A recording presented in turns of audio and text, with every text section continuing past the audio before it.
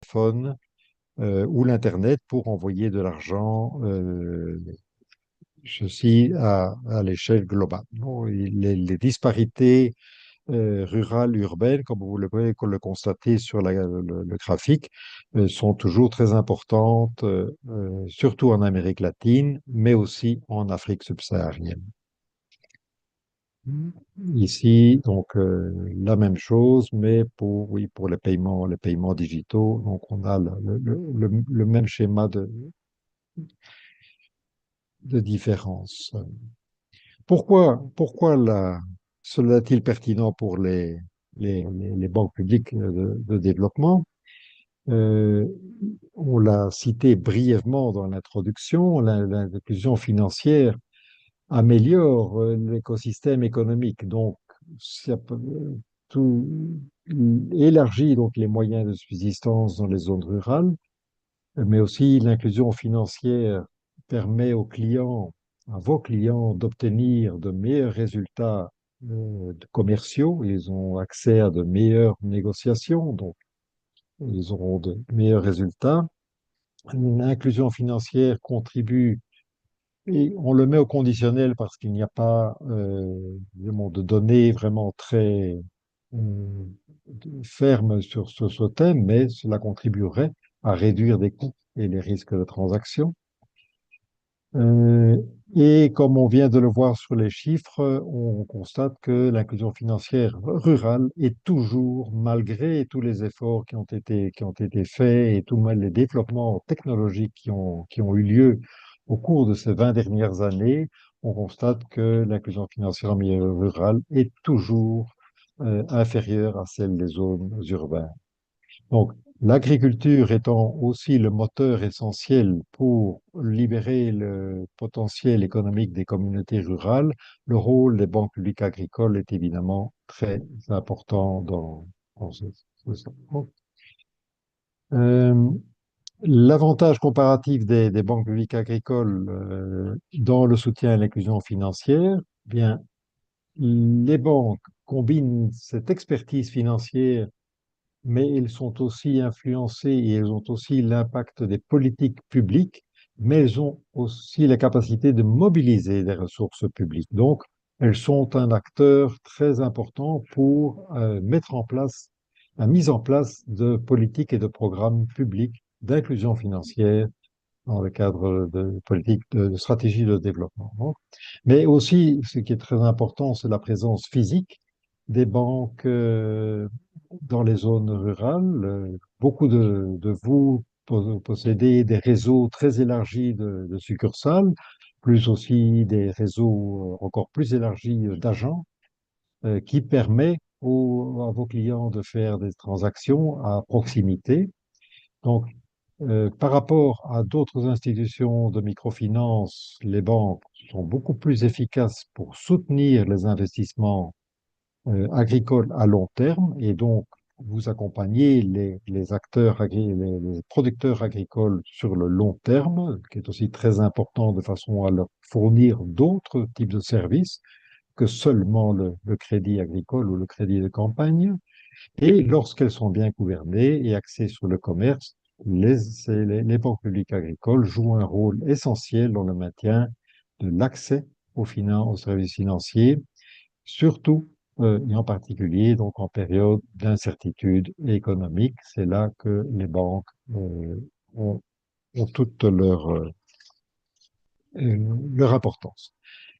5 caractéristiques clés pour résumer, bien sûr, il y en a plus, mais on ne mentionnera que 5 caractéristiques clés pour les banques publiques agricoles. Donc, renforcement de la résilience. Donc, il faut équiper les individus, les entreprises d'outils financiers pour gérer justement toutes ces incertitudes qu'ils ont dans leur cycle productif, dans leur cycle de commercialisation et même dans leur vie quotidienne. C'est aussi la diversification économique. Donc, c'est élargir les opportunités de subsistance grâce à l'accès au crédit, mais aussi l'épargne et l'assurance. Les produits d'assurance sont aussi partie de cette inclusion économique, c'est aussi très important. Et l'amélioration de l'éducation financière, on constate qu'il y a toujours une grande brèche de rurale urbaine, de connaissances et de possibilités de manier les outils technologiques, mais aussi il y a des brèches entre de genre, entre hommes et femmes, et aussi une brèche aussi très forte en termes d'âge. Hein. Donc, là, l'éducation financière est très importante et doit être prise en compte dans tout programme d'inclusion financière, réduction des coûts de transaction. On doit rendre les outils financiers plus accessibles et renforcer la connectivité. C'est évidemment, ça va un peu sous le sens, mais améliorer cette capacité à générer, à partager, utiliser l'information est très important pour les banques publiques de développement agricole dans leur stratégie d'inclusion financière. Quels sont les éléments nécessaires pour étendre cette inclusion financière? Donc, on a déjà fait beaucoup de progrès, mais il y a encore beaucoup de chemin à parcourir. Euh, L'infrastructure physique et numérique doit être renforcée, toujours. Les réseaux d'agents doivent être étendus. Les garanties de crédit, les lignes de crédit doivent être aussi, bien sûr, développées, ajustées aux besoins des populations et notamment pour les femmes rurales afin de réduire bien sûr les risques, de procurer, de fournir des formations en éducation financière et numérique. C'est très important, ce thème est très important et c'est un thème récurrent qui qui n'est pas ponctuel du tout. Et penser et chercher des partenariats stratégiques entre institutions financières et les entreprises fintech. Il y a beaucoup d'exemples en Afrique qui le permettent. Donc, euh, On a beaucoup d'exemples qui permettent de constater que l'inclusion financière est aux agendas de beaucoup d'institutions.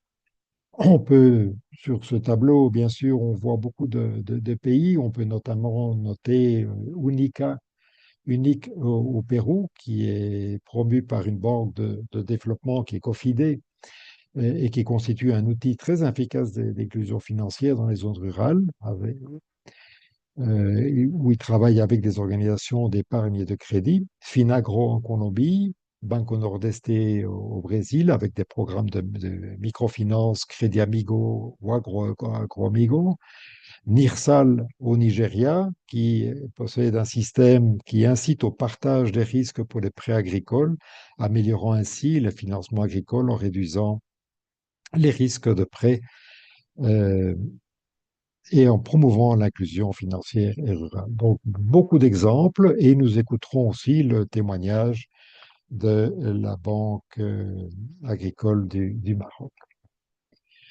Quelles recommandations pour les banques publiques agricoles, et dans ce cas-ci, nous parlons aux banques francophones? Donc, c'est développer une approche holistique.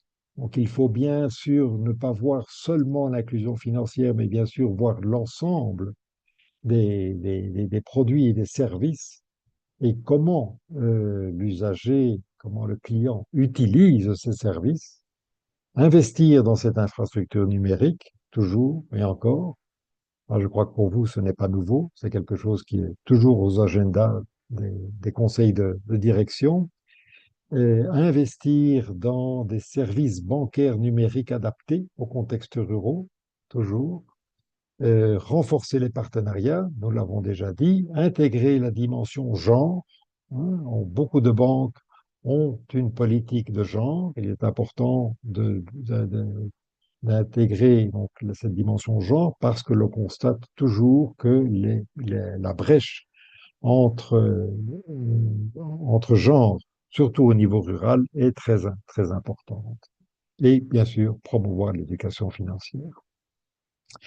Et comme conclusion, euh, L'inclusion financière donc, présente un levier stratégique pour les banques publiques agricoles afin de contribuer au développement économique durable, à la réduction de la pauvreté et au renforcement de la résilience des communautés rurales face aux défis contemporains, notamment le changement climatique. Voilà. Over to you. Merci beaucoup, Olivier.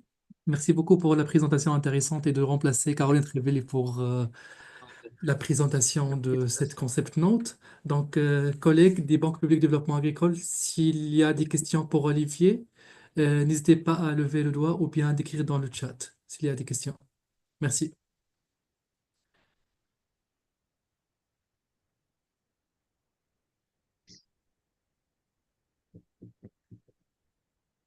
Bon, j'attends un peu Olivier. Peut-être il y a une question, sinon je passe à Abdouhab Boutraba. On attend encore une minute si quelqu'un veut intervenir. Et sinon, je crois que ils peuvent écrire les questions aussi Oui, donc parce on a qu'on les Alioune. répond. Merci Alioune de prendre l'initiative. À vous. Attends, oui, merci bien Mohamed. Et bonjour en passant à Olivier. C'est Alioune Seydi depuis le Sénégal, donc de la Banque agricole. Bonjour. Je t'attends toujours pour qu'on refasse notre mission dans la vallée du fleuve Sénégal, hein, en passant. Merci bien pour cette présentation et pour les différents points soulevés hein, qui rentrent en droite ligne par rapport aux différentes barrières que nous avons en termes d'inclusion financière.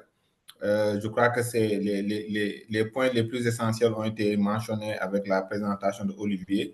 Moi, je voulais poser une réflexion parce que je crois que vous avez dit même qu'il faut aller au-delà du simple crédit et mobiliser de façon holistique différents instruments financiers. Et c'est ce que nous sommes en train de faire parce que pour développer davantage l'appétence des banques, il faut mettre en place différents instruments financiers et nous, on parle en termes de blending. Et ce qui suppose qu'il faut aller très souvent travailler sur la mobilisation de ressources qui permettront soit de faire venir des partenaires ou bien de faire le blending au niveau de ces banques-là. Et une telle mobilisation de ressources est aussi un défi qu'il faudrait mentionner parce que je crois que c'est la raison pour laquelle les banques sont aujourd'hui en train de rechercher des ressources concessionnelles. Et nous, au Sénégal, quand on parle d'inclusion financière, il y a une couche qui est très souvent ciblée, c'est la notion de genre avec les femmes. On se rend compte que c'est les acteurs les plus actifs même dans le monde rural. Mais cependant, on a beau mobiliser ces outils, il reste une dimension que Olivier a mentionnée qui est importante, c'est cette dimension d'accompagnement, d'éducation. Moi, la question que j'aimerais lui poser, Olivier, selon vous, malgré le fait qu'on mobilise autant d'outils, qu'on essaie d'adresser les différents points que vous avez relevés, cette inclusion financière sur cette couche constituée par les femmes, ça peine à décoller. Est-ce que vous ne pensez pas qu'il y a-t-il pas d'autres barrières qui demeurent et qui font qu'on n'atteint pas des résultats quand même assez considérables sur cette couche qui est relativement vulnérable en Afrique et plus particulièrement au Sénégal? Merci bien. Merci Alioune pour cette belle question. Et donc, l'invitation est toujours là. Je n'ai pas oublié.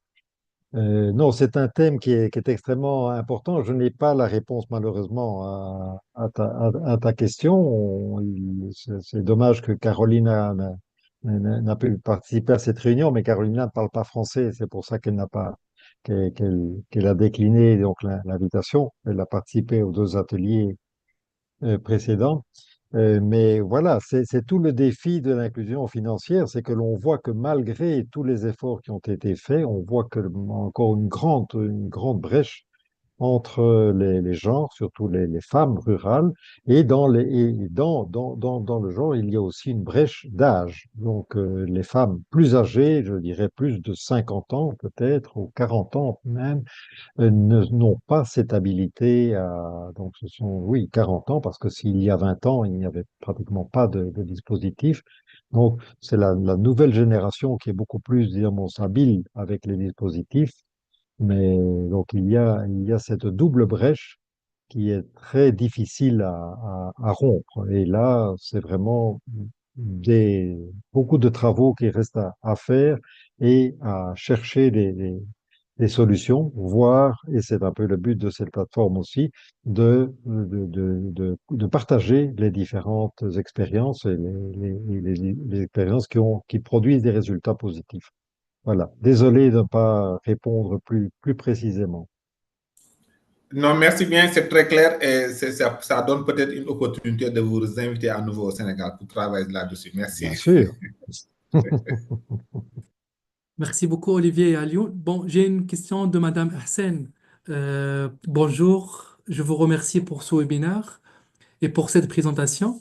Concernant l'approche genre, pouvez-vous partager avec nous les success stories des autres banques par rapport à ce sujet? Donc, par rapport au sujet genre, merci d'avance. Je ne sais pas si Olivier connaît une banque ou bien Monsieur Abdelwaheb Boussahaba ou bien Xavier sur la question genre et les success stories. Bon, oui, donc, bon, tout d'abord, peut-être une précision. J'ai, généralement, quand on parle, disons, de l'approche genre dans une banque, on parle beaucoup plus de la, disons, de l'institution en tant que telle. Donc, l'inclusion financière inclut le genre, mais vers le public. Donc, c'est dans l'inclusion financière, il y a aussi cette dimension genre, puisque, comme on vient de le dire, il y a cette double brèche ou cette multiple brèche entre les genres, entre les âges, etc. Donc, là, il y a certainement disons, des expériences très intéressantes. Oui, il y en a. Je vous invite à voir dans la note que Carolina a préparée pour ce groupe de travail, donc pour vous, pour les banques. C'est une note très riche et où il y a des exemples concrets dont j'en ai mentionné deux, trois, mais il faudrait donc un peu plus de temps. Mais il y a bien sûr beaucoup d'exemples qui produisent des résultats.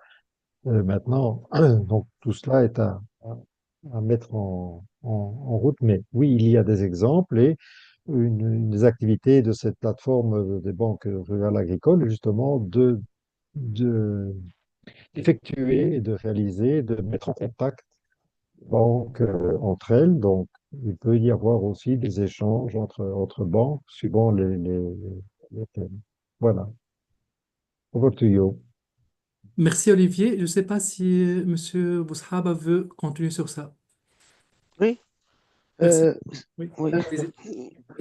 Si vous voulez bien, ben, je peux partager ma présentation. Merci.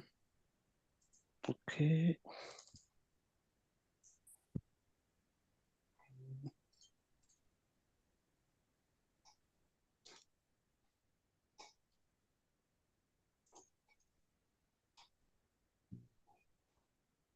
C'est bon, ça s'affiche? Oui, on voit la présentation. Ok. Par contre, là, c'est bon, c'est bon. C'est parfait? C'est en plein écran. Encore mieux.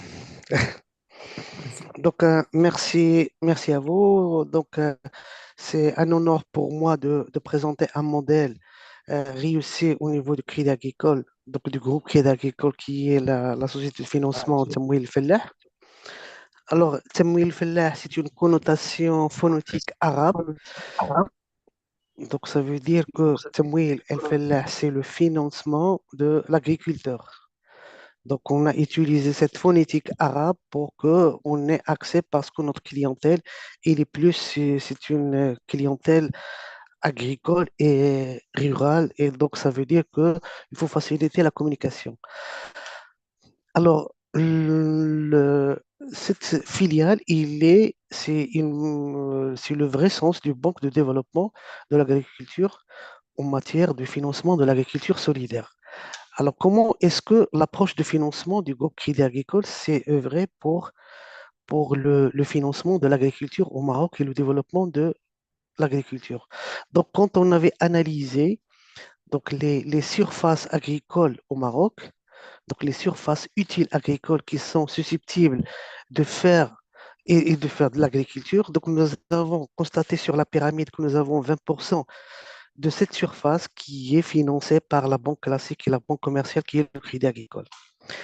Il y a une partie une portion de 40% que ce sont des micro-exploitations agricoles ne répondant pas aux normes de financement bancaire et s'appuyant principalement sur les activités para- ou extra-agricoles génératrices de revenus. Et donc, ce sont généralement, c'est l'agriculture vivière qui est, et cette population, il est financée par la fondation Ardé, c'est le microcrédit du groupe Crédit Agricole.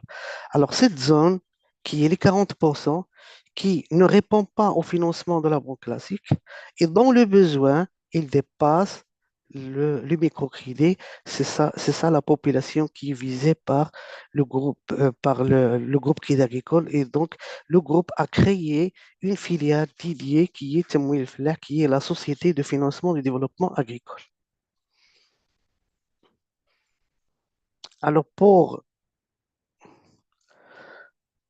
Alors, la mésofinance qui fournit un type unique de crédit et qui permet aux porteurs de projets rentables des petites et moyennes exploitations agricoles de Maroc d'accéder au marché. Donc, on notera que plus de 50% des agriculteurs marocains présentent un risque trop élevé pour avoir accès au financement classique. Seul un crédit qui est flexible peut correspondre à leur modèle d'entreprise. Et Temwil Fellah, il accompagnera alors les agriculteurs dans la gestion de leurs premiers prêts ainsi que dans leur inclusion progressive. Donc, ce modèle inclusif intégré du CAM donc, signifie que tout projet viable, peu importe sa taille, sera financé afin de soutenir tous les entrepreneurs agricoles et de créer de la valeur à chaque maillon des différentes filières agricoles. En vertical, donc, on notera, donc c'est la, la conversion en termes de capitaux.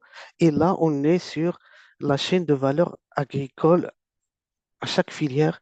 Et donc, on notera que pour le microcrédit, c'est, on passe de l'artisan, de petits agriculteurs familiaux à l'artisan et petits fournisseurs de services.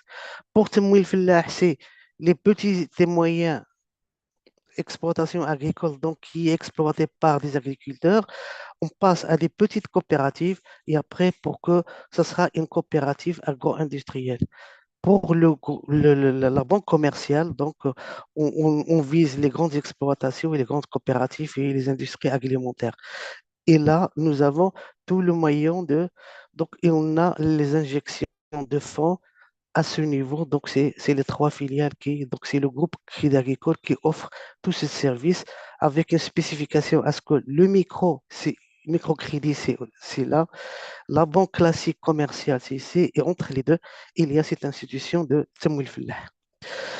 Donc, Temwil Fellah et il est qualifié comme l'unique institution financière qui soutient les entrepreneurs agricoles ayant des petites et moyennes exploitations en termes de taille. Il s'adresse donc aux agriculteurs qui ne sont pas éligibles au financement bancaire classique car ils ne peuvent pas obéir aux règles prudentielles et à l'orthodoxie bancaire et dont les besoins dépassent ce que peut offrir les microcrédits. Donc, le besoin, il dépasse le microcrédit, mais ils ne peuvent pas faire face aux exigences de leur banque commerciale classique.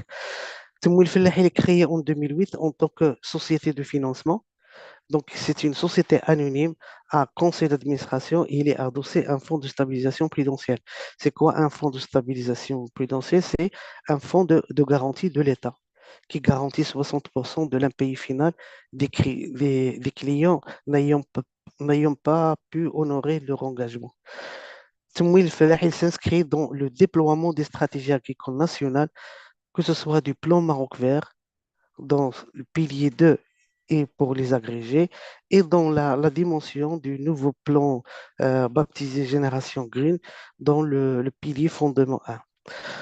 En proposant aux agriculteurs ayant une exploitation de taille petite ou moyenne, une offre de crédit d'investissement et de fonctionnement couvre l'ensemble des activités agricoles, de même que la valorisation des produits. Donc, la convention de création de cette société, elle date de 2008 et c'est une convention conjointement entre l'État représenté par le ministère des Finances et le ministère de l'Agriculture et le CAM en tant que il va créer la filiale qui est 100% affiliée au Crédit Agricole. Donc, c'est une filiale à 100% Crédit Agricole. Alors, pourquoi on parle de l'État? Parce que qui est représenté par les deux ministères, donc le ministère de l'Agriculture pour permettre de définir la politique agricole nationale et le ministère des Finances parce qu'il dédie un fonds de stabilisation prudentielle. Donc, c'est le partage de risques d'un pays de ce secteur. Alors, depuis sa création, donc, Timoun Fellah, il a accompagné plus de 106 000 agriculteurs, ça veut dire c'est 106 000 ménages qui exploitent une petite ou moyenne exploitation agricole. Et on notera que nous avons 53 000, plus de 53 000 adhérents à 820 groupements ou coopératives d'agriculteurs. Pour l'approche genre, donc, accordant une attention particulière à l'accompagnement des femmes rurales. Donc, Timoun Fellah, il a accompagné 117 coopératives féminines qui comptent plus de donc avoisinant 3000 membres. Samuel Fellah aussi, il a une approche inclusive de proximité et compte à ce jour 186 représentations, dont 43 agences dédiées et 143 desks au sein des agences Crédit Agricole avec un réseau de 6 agences mobiles qui font le tour des souks et des salons régionaux. Donc, au cours de cette période, donc 2008-2024, Samuel Fellah a mobilisé une enveloppe de 4,6 milliards de dirhams. Donc, ça veut dire qu'il a injecté plus de 460 millions de dollars dans l'économie marocaine. L'objectif donc les axes sur lesquels il travaille Samuel Fellah, donc c'est le premier axe, ce sont les coopératives, donc pour satisfaire les besoins des coopératives, et le deuxième axe, ce sont les agriculteurs pour satisfaire les besoins individuels des agriculteurs. Et nous, on favorise plus l'axe 1, qui est les coopératives, que l'axe 2, parce que c'est là où on donne plus la mutualisation des moyens d'exploitation agricole et l'accès au financement et l'accès aux outils de financement pour les coopératives pour une mutualisation des moyens de production. Donc, comme je disais tout à l'heure, donc Timoun Fellah, il est présent sur tout le royaume avec des agences dédiées et surtout sur les zones à vocation agricole. On compte en tout pour tout, donc nous sommes un effectif de presque de 112 collaborateurs dédiés à cette filiale. Alors, pour l'approche du concours financier, donc on notera que Tamoul Fellah apporte un concours financier à toutes les phases de la filière, via des crédits de fonctionnement et d'investissement, que ce soit en matière sur les phases de production, donc ce sont presque les projets du pilier 2, on notera l'olivier, l'amandier, le palmier dattier et autres, que ce soit sur la phase valorisation ou sur la phase de la commercialisation. Donc, l'offre de financement diversifié de Tamoul Fellah, elle compte plus de 150 produits de financement couvrant les différentes activités agro-industrielles et rurales. Donc, on notera que l'offre, il fait allusion à des crédits d'investissement et à des crédits de fonctionnement. Les conditions de financement, on notera que notre plafond de crédit, c'est 200 000 dirhams à titre individuel. Ici, on est dans une coopérative, donc on multiplie les 200 000 par le nombre d'adhérents bénéficiaires. Et donc, nous avons des taux d'intérêt préférentiels et la durée peut aller jusqu'à 12 ans avec 5 ans de différé d'amortissement si on est typiquement dans la plantation de l'arboriculture. Donc, l'offre commerciale, je détaille plus l'offre de financement. Donc, nous avons des crédits d'investissement tels que l'aménagement foncier, l'aménagement hydro-agricole, les plantations fruitières, matériel, équipement. Pour le fonctionnement, donc, on parle plus des frais de culture, des frais d'entretien et des frais liés à l'élevage et les récoltes de transport et les avances sur aide FDR. Donc, il faut noter qu'au Maroc, nous avons une logique du ministère de l'Agriculture, et donc c'est l'État qui accorde des avances et des subventions sur des produits spécifiques. Donc, le temps d'attente de recevoir la subvention, Timoul Fillah, peut concourir à donner une avance de cette aide en attendant de recevoir l'avance. Donc, en attendant de recevoir la subvention, donc le Timoul Fillah peut accorder des avances et financer le temps d'attente de cette avance. Les conditions d'éligibilité, donc si on pose nos clients pour être éligibles au financement de Timoul Fillah, il faut d'abord qu'ils soient exclus du financement bancaire classique. Ça c'est la première condition. Deuxièmement, il faut présenter un projet viable et rentable et susceptible d'améliorer le revenu de l'agriculteur. Et en troisième condition, c'est de justifier comme quoi il est agriculteur. Et comment on peut justifier qu'on est agriculteur? Ça veut dire disposer d'un document justifiant le lien à l'exploitation et un dossier juridique à jour et conforme, surtout pour les groupements et les coopératives. Les conditions donc, de financement donc, à titre individuel, c'est de 100 000 par, euh, par agriculteur, donc personne physique, sans plafond, donc que ce soit fonctionnement ou investissement. Donc, on peut donner un crédit de fonctionnement de 200 000, comme on peut donner un crédit jumelé fonctionnement et investissement, mais sans dépasser le plafond de 200 000. À titre collectif, donc on est dans le cadre associatif ou coopératif, donc les 200 000, il y a un effet multiplicateur par nombre d'adhérents. Donc, à titre d'exemple, si on a une coopérative qui est composée de 5 membres et qui sont bénéficiaires de crédit, donc on peut leur accorder facilement un crédit de 1 million de dirhams. Ça veut dire que c'est 100 000 dollars. Pour la durée, donc je disais que le crédit peut aller donc le crédit de fonctionnement, il est sur 12 mois. Donc la caractéristique de Temoul Fillah, c'est que on peut aller sur des remboursements annuels comme on peut exceller dans le financement d'un cycle d'exploitation et coller l'échéancier au cycle d'exploitation. Pour les crédits d'investissement, donc on peut aller jusqu'à 12 ans.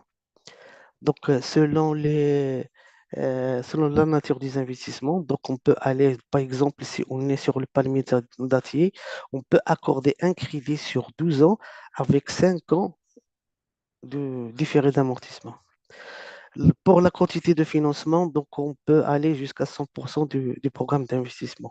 Pour les modalités de financement, le financement de Temoul Fillah, il se caractérise euh, sur une connaissance approfondie du client et de son activité, une évaluation du risque de contrepartie et un contrôle des réalisations des crédits et un suivi de proximité sur le terrain et un recouvrement rigoureux. Donc, parmi comme je disais que Temoul Fillah, donc la première condition, c'est être exclu de financement bancaire classique. Donc, l'exclusion, c'est la cause de l'exclusion, c'est la garantie réelle et la garantie hypothécaire. Alors, le défaut de garantie hypothécaire, il est remplacé par la proximité avec le client. Ça veut dire que nous sommes tenus à chaque octroi de crédit de faire un compte rendu de visite qui reflète la maîtrise, qui reflète donc la réalité de terrain, la réalité du projet et qu'est-ce qu'on fait. Donc, c'est le défaut de garantie, il est remplacé par la proximité avec le client. Alors, Timoul Fillah, il finance quelle filière agricole. Donc, on est présent sur toutes les filières. Donc, on est présent sur les produits de terroir, sur les filières sucrières, sur le maraîchage, sur les filières agrumicoles, sur la filière oléicole, sur les viandes rouges, sur la filière lait.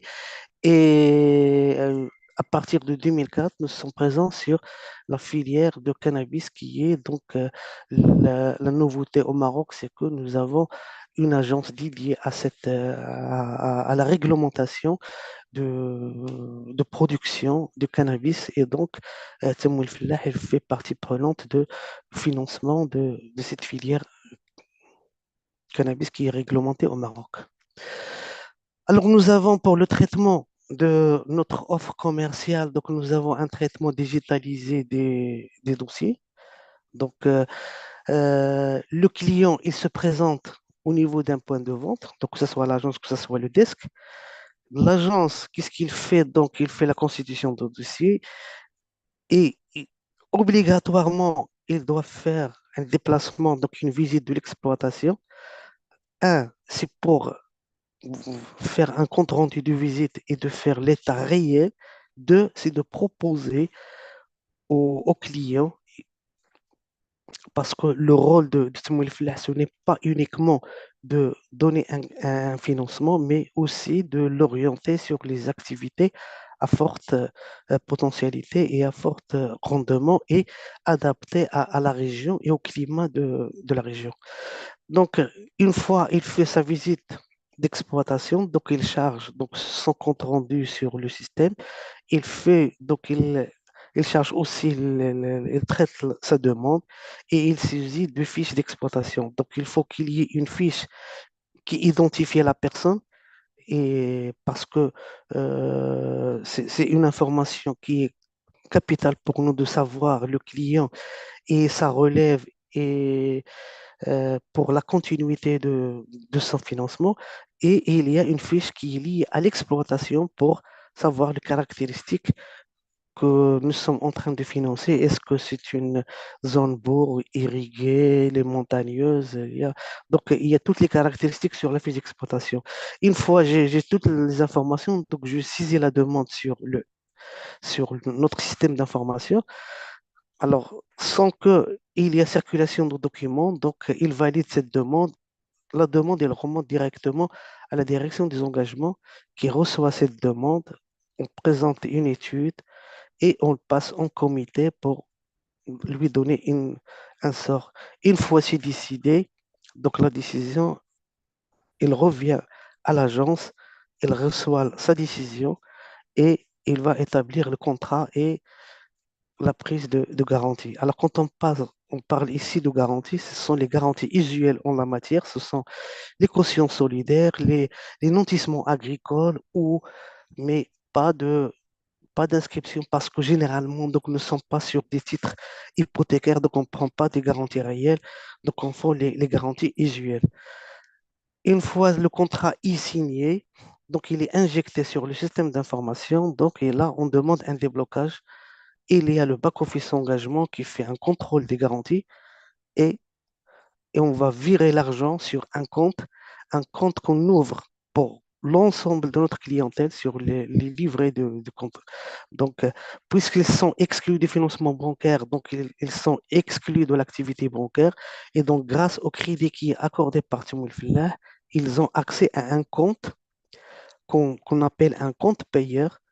Alors, c'est un compte payeur là où il n'y a ni frais, ni commission, ni chéquier, ni carte bancaire. C'est là où on lui verse de l'argent sur un compte et là, on lui permet d'être bancarisé dans une agence Crédit Agricole à charge de l'agence. Donc, quand il ouvre ce compte payeur, on peut le démarcher et lui ouvrir un compte là où il devient un client bancable et un client qui a un chéquier, une carte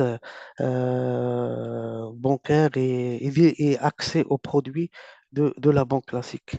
Et donc, via ce compte payeur, c'est là où il ne fait le remboursement. Donc, lui, il verse l'argent sur ce compte payeur et nous, on prélève notre échéance. Donc, une fois c'est, le client a reçu son argent, donc il peut en faire et nous, on fait l'animation commerciale tout au long de la durée de vie de crédit. C'est la même chose qu'on fait avec l'agence du CAM. Donc, une fois c'est présenté le dossier, il fait la même chose et il y a une signature de contrat et un virement de, pour le compte client. Alors, on a aussi une nouvelle modalité donc, qui vise à renforcer la synergie entre la maison mère et la filiale, de manière à ce qu'on traite tous les agriculteurs qui présentent une demande inférieure ou égale à 200 000, donc toute personne physique, qui présente une demande inférieure à 200 000 ou une coopérative pour laquelle donc, il fait une demande d'un crédit inférieur à 1 million de dirhams, on le traite dans le cadre d'une synergie pour un, un bon suivi et un traitement meilleur. Donc, on a créé cette synergie en 2024 pour traiter toute la clientèle qui est éligible au financement de Timoul Fillah. De la même manière, donc, le schéma de traitement, donc, le client se présente à un desk et une fois il constitue sa demande, donc systématiquement, donc, il y a une visite d'exploitation qui est faite par TEF et que c'est à lui de faire parce que c'est c'est notre point. La force de Timoul Fillah, c'est cette visite de l'exploitation et c'est la systématisation de de la visite. Et quand on a le chargement de ce compte rendu de visite, ça nous permet d'avoir la pièce maîtresse pour valider l'appel de crédit. Et ça continue toujours, c'est sur le même système. On va avoir la- le, le schéma adéquat de traitement, c'est automatisé. Quand c'est une personne morale, donc il faut avoir une autorisation de déblocage. Quand c'est une personne physique, on passe directement à un ordonnancement et nous avons l'argent qui est reçu. Alors, ce modèle de Temwil Fillah, donc il est, donc on parle des best stories de Temwil Fillah. Donc, ce modèle qui est mondialement reconnu donc par la Banque mondiale, c'est en 2013. Donc, la Banque mondiale, il a conduit d'une mission de diagnostic stratégique qui a conclu que TEF est un modèle unique et original en matière de financement de l'agriculture solidaire au Maroc. Temwil Fillah, en 2016, il est reconnu à l'échelle mondiale comme étant la première institution marocaine à recevoir la certification Smart Campaign.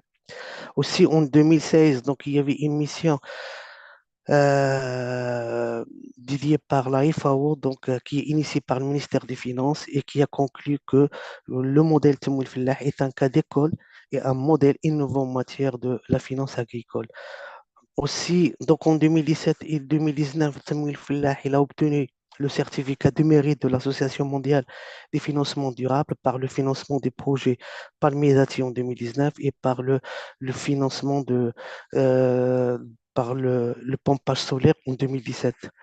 Aussi, depuis 2017 jusqu'à aujourd'hui, donc Samuel Fillah, il est reconnu comme meilleur IFD en Afrique par l'Association des institutions de financement de développement en Afrique.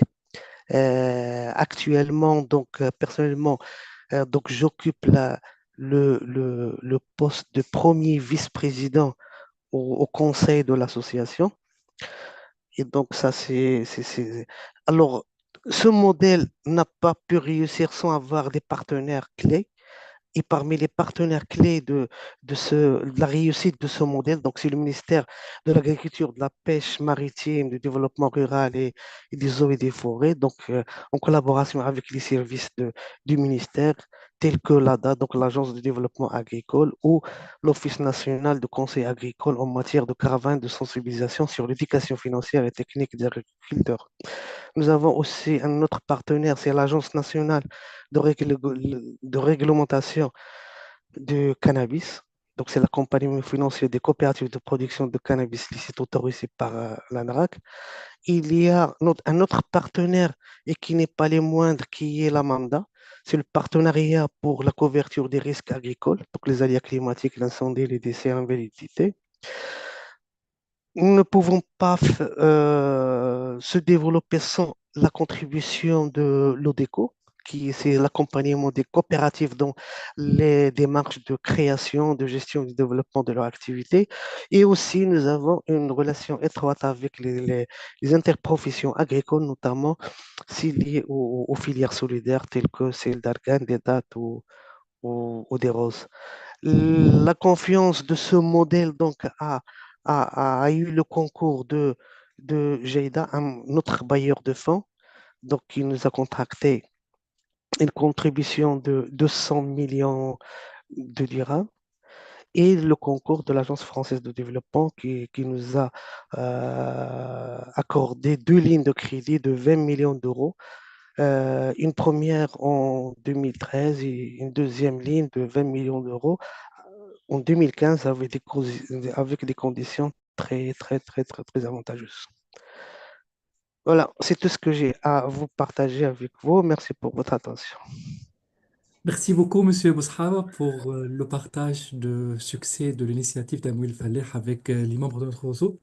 Voilà, je vois beaucoup de questions dans le chat. Peut-être je passe la parole rapidement à Madame Dorra Fatloun et puis je regarde avec Alioun et Monsieur Zinclan. OK. Madame Dorra, si vous êtes encore là.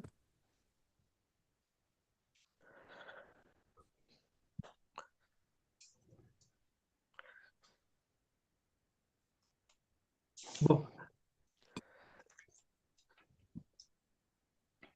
bon peut-être Alioun donc. On a une question dans le chat, Monsieur Boushaba. Donc, Alioun, si vous êtes encore là, vous pouvez intervenir, hein. Oui, merci bien Mohamed et merci bien vraiment pour le présentateur de partager cette expérience-là qui est très riche. Moi, j'ai deux questions, bon, plus ou moins trois, ou bien des demi. La première question, C'est c'est important, il faut partager avec lui les bonnes pratiques, quoi. est-ce que vous me recevez? Oui. Oui. Oui. Oui, la première question, c'est aujourd'hui, quelle est la qualité du portefeuille? Donc, parce que comme vous dites que vous êtes sur du méso, donc vous êtes entre le micro et la frange qui ne, en fait, est la banque classique. Donc, quel est aujourd'hui le niveau, donc la qualité du portefeuille? La deuxième question, c'est vous dites que en fait, les visites de proximité, c'est ça qui vous permet de relâcher un peu la contrainte sur la garantie, parce que nous savons que dans nos pays, l'une des barrières principales d'accès au financement pour certains acteurs, c'est la mobilisation ou bien le fait de pouvoir fournir la garantie que le régulateur, des fois, nous demande donc, de mobiliser vis-à-vis donc, de ces clients-là. Ça pose un très grand problème dans nos pays. Et est-ce que vous pouvez revenir sur comment cette visite de proximité-là peut rassurer la banque, particulièrement nos collègues des directions du risque, pour se substituer donc à cette garantie-là? La troisième et dernière question, si vous me le permettez, c'est aujourd'hui, vous avez également parlé de la mobilisation d'un fonds de garantie par l'État pour un peu augmenter l'appétence de la banque. Pensez-vous que n'eût été ce fonds de garantie qui est mobilisé par l'État, est-ce qu'un tel mécanisme pourra perdurer? Donc, sous une autre forme, c'est quel est aujourd'hui le rôle fondamental que ce fonds de garantie-là joue pour la pérennité donc, de ce mécanisme-là? Merci bien pour ce partage donc, d'expérience. Merci. Merci à vous. Je prends une question ou je réponds directement sur la question? Si on fait tout ça brièvement, M. Boushaba, il me Ok, faut encore une ok, question dernière avant de passer à Xavier. Ah, Merci. d'accord. Alors, J'avais une question, s'il vous plaît. J'avais une question dans la suite du précédent intervenant. Pour compléter les questions du précédent intervenant, j'aimerais aussi savoir, j'aimerais que vous nous dites quelle est la provenance des ressources qui servent à ce mécanisme-là. Merci.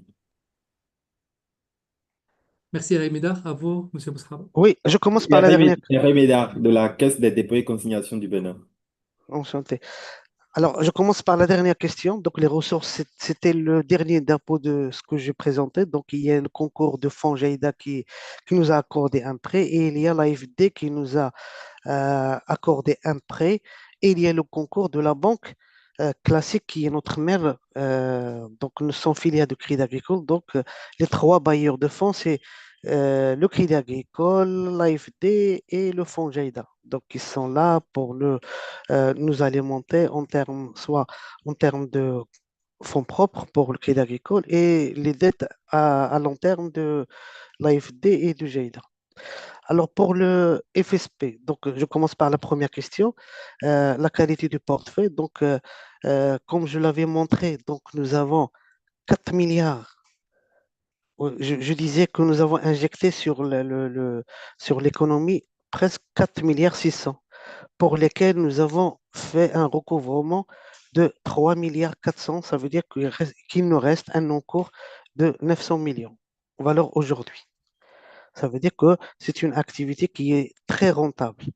Et du coup, donc le concours du FSP, donc la troisième question, donc le Fonds de stabilisation prudentielle, donc c'était ça l'engagement de l'État par le ministère de l'Agriculture, c'est de mettre à notre disposition un fonds de garantie. Donc nous, on ne l'avait pas appelé fonds de garantie, on l'avait appelé fonds de stabilisation prudentielle pour dire que c'est pour diluer cette notion de garantie qui est accordée au crédit. Parce qu'à chaque fois, quand on dit à un client que ce crédit il est adossé à un fonds de garantie, donc lui, il croyait que la garantie, c'est un abandon de créance. Donc, et du coup, donc, nous l'avons appelé un fonds de stabilisation prudentielle pour diluer cette notion de garantie et laisser les gens. Donc, le fonds de stabilisation prudentielle, qu'est-ce qu'il garantit? Il garantit l'impayé final.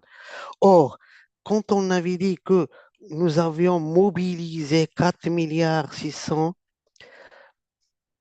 comme concours à l'économie marocain, le fonds de garantie, nous l'avons mobilisé juste à hauteur de 250 millions. Ça veut dire qu'il ne représente même pas 2% de l'enveloppe que nous avons mobilisée. Ça veut dire que la qualité de portefeuille, c'est que quand on pensait que les petits agriculteurs, donc les agriculteurs qui exploitent des petites exploitations agricoles, sont des clients qui sont solvables à la différence de ce qu'on pensait. Alors, pour le compte rendu de visite, je disais que parmi les conditions de l'éligibilité d'un client pour qu'il soit un client de Temwil Flah, ça veut dire qu'il est exclu du financement bancaire. Et pourquoi il est exclu du financement bancaire? Parce qu'il n'a pas de garantie qui répond aux exigences des banques centrales et de la réglementation. Alors, ce manque de garantie a été compensé, il a été remplacé par ce compte rendu de visite. Le compte rendu de visite nous permet de, de, de, de, de certifier de visu c'est quoi l'exploitation agricole et de décrire qu'est-ce que nous sommes en train de financer. Et ça permet un troisième point, c'est d'orienter et de conseiller le client parce que notre rôle, c'est le développement et non pas le gain d'argent avec le client. Nous sommes en train d'orienter nos agriculteurs à œuvrer dans des activités durables, rentables et qui peuvent assurer la rentabilité et la durabilité. Et notre clé de réussite, c'est de développer un agriculteur pour qu'il soit du méso vers la banque classique. Voilà ce que j'ai à vous dire sur les quatre. J'espère que j'ai bien répondu à vos, vos interrogations. Merci beaucoup, Monsieur Abdelwaheb Boussraba. Donc, peut-être une question, si on peut rajouter encore deux questions maximum. Monsieur Abdelaziz Idrissa, le floor is yours.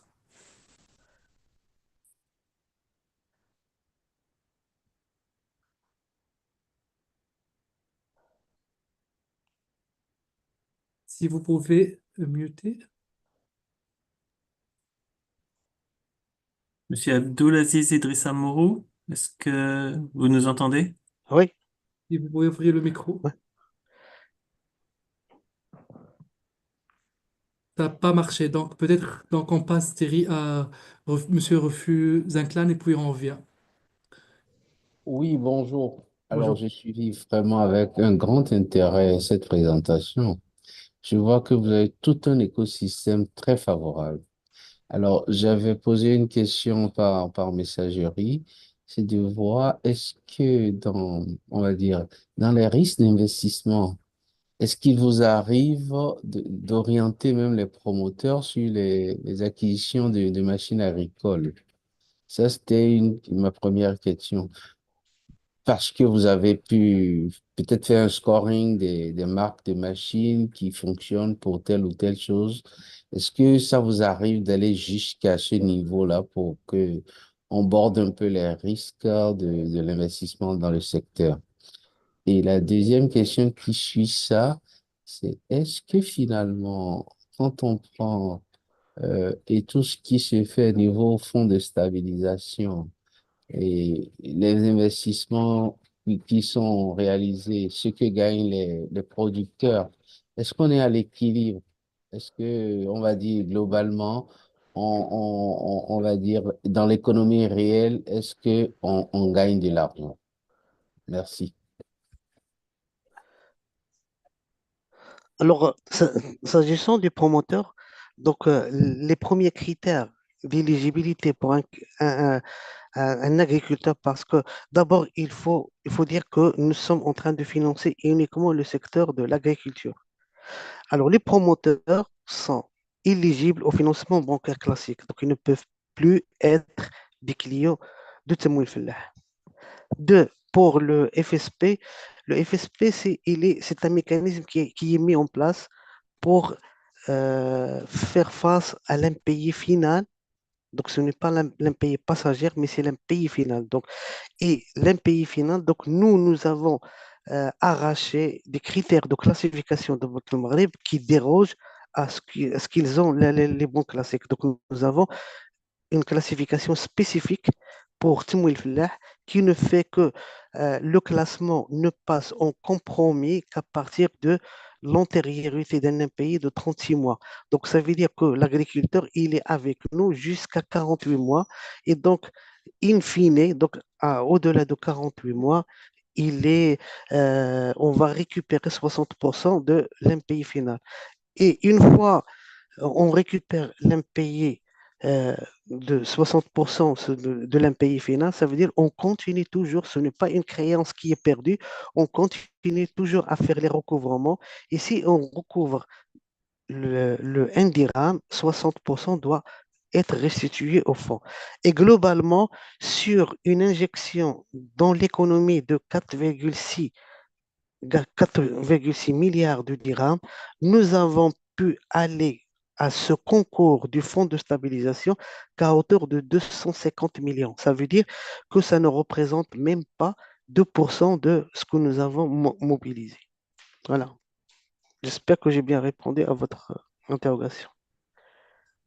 Merci beaucoup, Monsieur Ousra. Merci beaucoup, Monsieur Zinklan. Donc, peut-être plusieurs collègues doivent passer à d'autres meetings. Peut-être on doit conclure. Donc, je veux bien passer la parole à notre spécialiste régional en finances rurales, Monsieur Xavier Marc Dimola, pour conclure le webinaire. Merci beaucoup.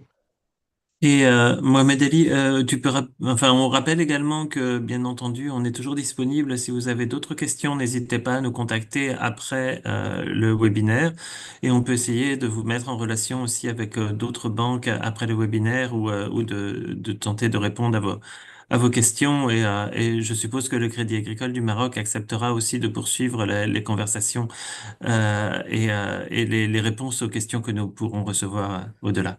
Euh, Avec plaisir. Xavier, Merci Thierry. Je veux mettre l'adresse mail dans le chat et à vous, Xavier. Ça marche, merci beaucoup Mohamed Ali. Et merci à nos deux intervenants, hein, Monsieur Bouchaba d'abord et puis Monsieur Pirard. Euh, enfin, rapidement, si on veut résumer un petit peu ce qui a été dit, moi ce que je trouve très intéressant, et ça a commencé par le slide numéro 2, présenté par Monsieur Bouchaba, relativement à la segmentation à la segmentation du marché, en fait. Ce qui est intéressant de voir, effectivement, c'est qu'on a effectivement les activités ciblées par le Crédit Agricole, puis celles ciblées par Tamouil, et puis en fait par la fondation Hardy sur les activités de microcrédit. Et ça veut dire quoi? Ça veut dire que, et ça, là encore, ça a été très bien présenté par Monsieur Bouchaba, ça veut dire qu'effectivement, qui dit segment de marché dit également ajustement de la proposition de valeur correspondante, mais également le modèle d'affaires correspondant qui permet de servir ces segments de marché. Quand je dis modèle d'affaires, et en plus des produits et services, hein, comme ça a été mentionné par Olivier Pirard tout à l'heure, on parle également du réseau de distribution, notamment donc, la proximité avec les agents bancaires, tout ce qui est partenariat avec des fintechs, notamment, enfin la proximité, parce que dans l'inclusion financière, la proximité avec la clientèle est extrêmement importante. On parle de la communication, et moi j'aime bien parler de communication éducative, parce qu'on est sur une clientèle qui ne connaît pas forcément très bien les services financiers, donc il y a un gros effort à faire dans ce sens-là. On parle également d'ajuster son modèle d'analyse de crédit, hein, lorsqu'on parle de crédit, d'analyse des risques, avoir des procédures spécifiques, des outils d'analyse spécifiques. Je pense que M. Bouchaba l'a très bien dit tout à l'heure lorsqu'il a parlé de visite de terrain pour bien effectivement évaluer les capacités, l'existence de l'exploitation et de l'entreprise. On parle de partenariat. Là encore, ça a été mentionné par nos deux intervenants et notamment illustré par M. Bouchaba avec les différents partenaires qui ont été nécessaires pour pouvoir arriver à ce qui est fait. On parle de ressources humaines également qui doivent être formées puisque le métier traditionnel du banquier n'est pas nécessairement adapté au cadre de l'inclusion financière. Il faut effectivement parler à une différente clientèle et il faut être formé pour cela. Et puis enfin, je pense que ça a été très, très bien mentionné à la fin, je pense que c'est par monsieur Zanclan, si je dis pas monsieur Rufus Zanclan, lorsque vous avez discuté de la question de la profitabilité, effectivement, qui dit d'aller sur un nouveau segment de marché, on a beau être une banque publique de développement, on ne cherche pas à perdre de l'argent, mais on cherche à en gagner.